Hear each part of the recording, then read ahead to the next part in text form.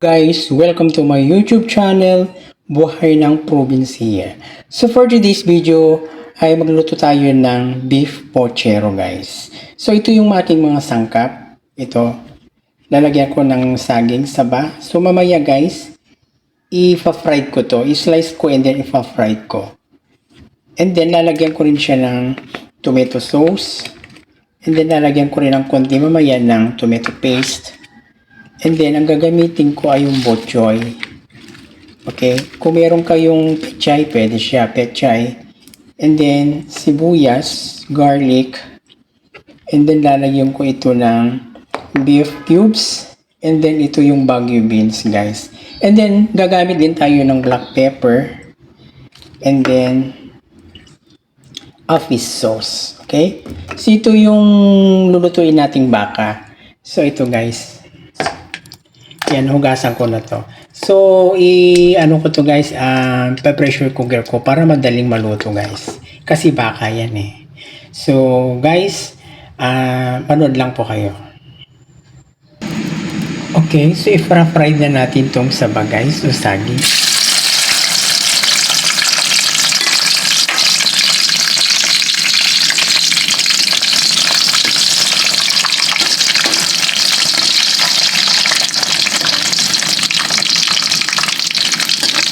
Yung medyo mag-golden brown guys.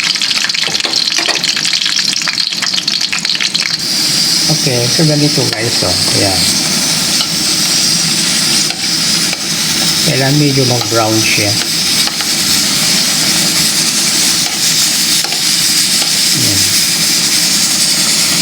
Okay. Okay, so maglalagay na tayo ng oil sa pan. Igigisa na natin yung baka guys.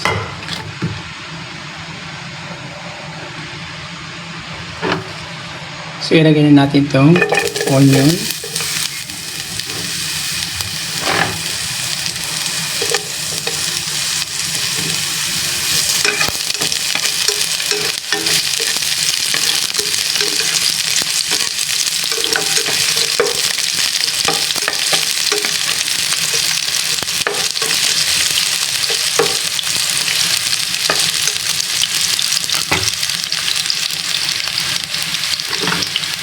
Susunod na natin itong garlic.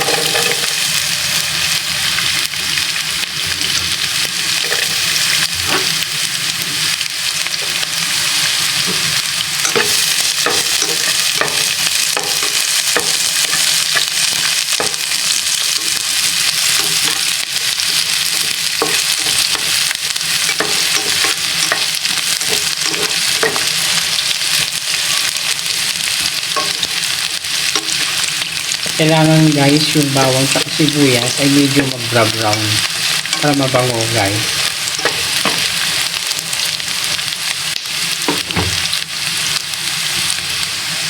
Ayan, so medyo nag-brown na. So ilagay na natin itong baka guys. Niluto natin sa pressure cooker.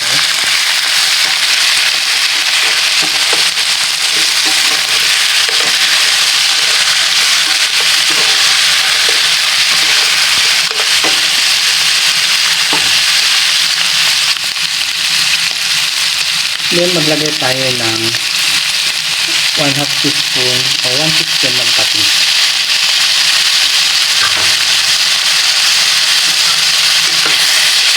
Para yung karne guys ay maging malasa. So i-stir lang natin para maging mabango guys. Ang bango yung amoy patis.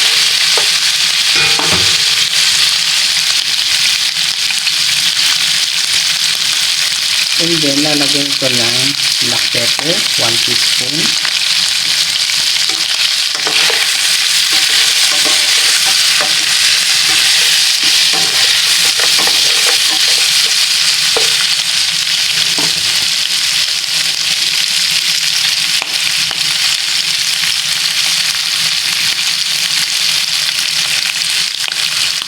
Okay, so pwede ko lang ilagay itong beef stock. Ayan guys, so pinaglagaan kanina ng baka. Mga 1 litro yan.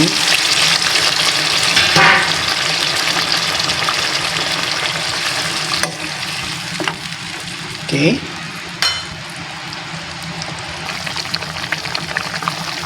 Now, maglalagay tayo ng bay leaf and then 1 beef cubes.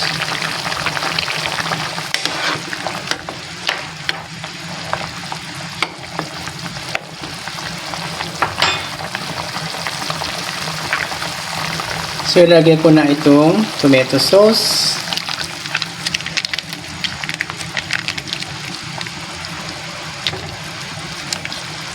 Bali, dalawa ang nilagay ko guys kasi malilit na pack na to.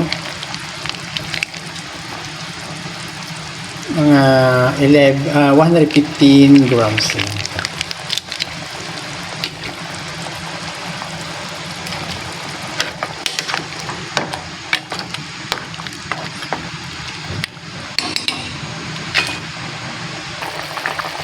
Then, maglalagay ako ng 1 tablespoon of tomato paste.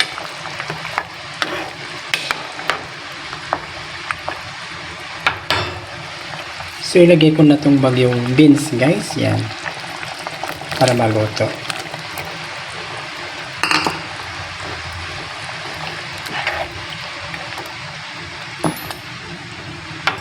Okay. So, kuberan natin.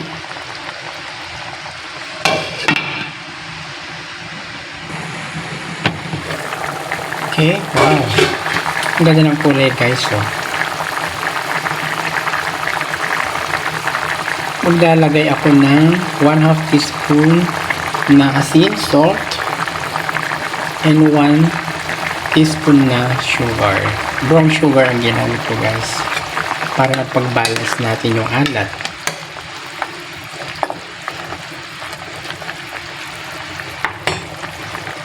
So, ilagay ko na rin itong in-fry na natin na saba o saging.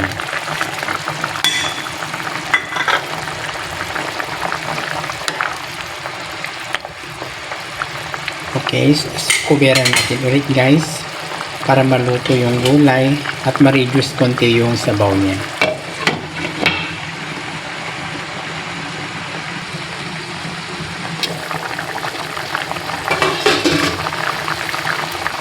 So, maglalagay tayo ng konting powdered seasoning guys para malasa.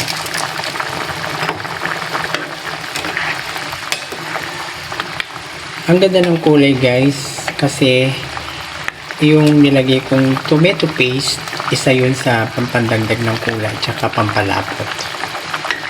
Okay. So, titikman natin kung tama yung timpla natin.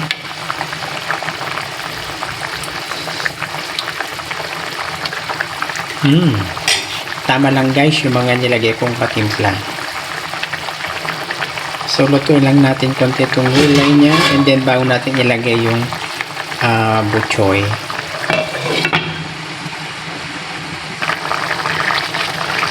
Ilagay na natin itong butchoy. So, pwede rin pechay guys ang ilagay nyo kung gusto nyo. Yan, dami kong ilagay na butchoy kasi masarap yung gulay na yan. Kuberan natin konti para maluto. Okay guys, ito na ang ating beef pochero. Luto na guys. Sarap. Yan. Yummy. Yan guys, so makulay ang ating beef pochero. So, nung inintay nyo, magluto na kayo guys. Yan. Thank you for watching.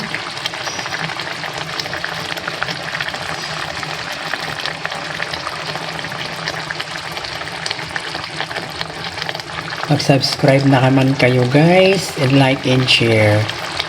And then click all the notification bell guys para lahat po ng mga video na aking pinapalabas ay magno-notify sa inyo. Maraming salamat. Mag-ingat po tayo lagi. Bye-bye!